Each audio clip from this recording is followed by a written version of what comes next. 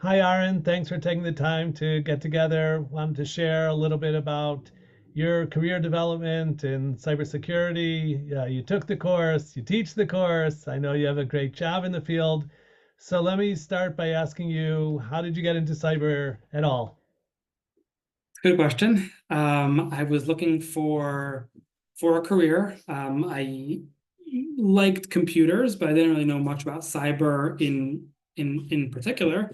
I saw the advertisement. I said, okay, looks interesting. Computers looks interesting. Security looks interesting. Securing computers is cool. So I read a little bit about it, like what the industry is.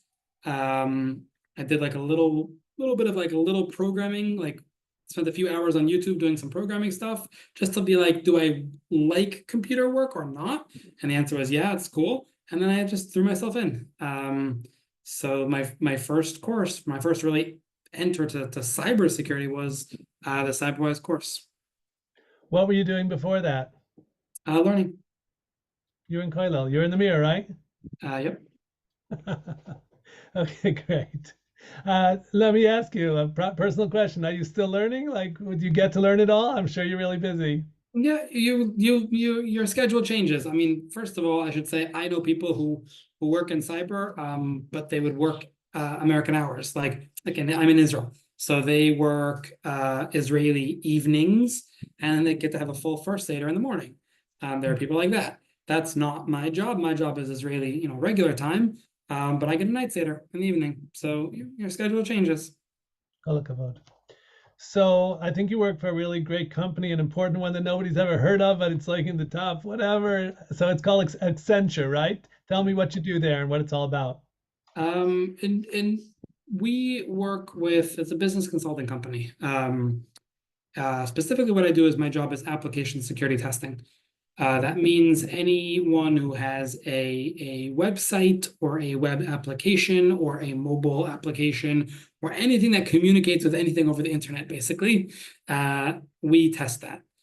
We test that for security vulnerabilities, flaws, misconfigurations, anything you don't want an attacker to find, then we find it and then tell you about it so you can go fix it before the bad guys go find it. Nice. How did you get such a cool job? That was the direction that I wanted to go through when I was doing the course. So after sort of like getting the basic introductory part of cyber, I also did a certificate called Security Plus. So that really taught me a lot about like the background of cyber, but then you specialize. So I knew that I wanted to go into what's called penetration testing, which is also known as ethical hacking. It's the process, like I just said, finding the vulnerabilities, reporting them before the bad guys do.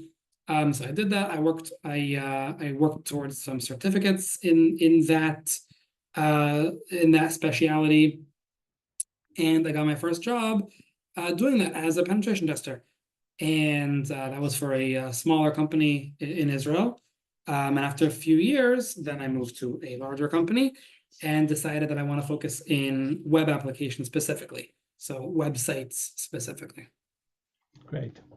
So you're teaching the course these days, the CyberWise course. This is your second round, right? This is your second group. Tell me something like, what do you say to students? What kind of people should take the course, or what do they need to bring to the table? The profile of a person who's going to be successful in cyber is someone who is going to work hard, someone who is going to um, be a go-getter, meaning not just expect things fed to you on a silver spoon, because a lot of cyber is self-learning. You're going to have a situation where your boss or your manager or a client or someone will say, hey, we need you to do X. And you might be thinking, well, I don't know how to do X. Well, then go figure it out. There's Google and there's YouTube and there's ChatGPT and whatever. There's lots of resources out there, but you need to be able to know how to use those resources to go, learn. Self-learning is a super duper important skill, and to enjoy that learning process also as well. That's the most important. After that, you could say I have a technical background, I don't have a technical background, I whatever. That's all sort of negotiable. Even if you say I don't really like computers, That's okay. You could be in cyber in a cost in a advisory role where you're dealing with clients and teaching them about phishing. You don't really have to know, detailed, deep technical stuff about computers. You could just be explaining here's what attackers do, make a nice slideshow and talk with people. You could have like a people um that skill, the people skill.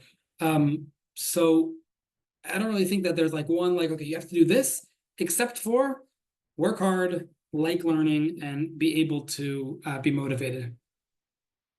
Well, really interesting that you don't have to be so technical, but you do have to love learning and be ready to work hard. So those are good ones. Aaron Liebert, thank you so much for being with me. We've been together now, I think it's going on 4 or 5 years Yeah. already. Look forward to continue great collaboration together. Thank you so much. Thank you. Have a great night. You too.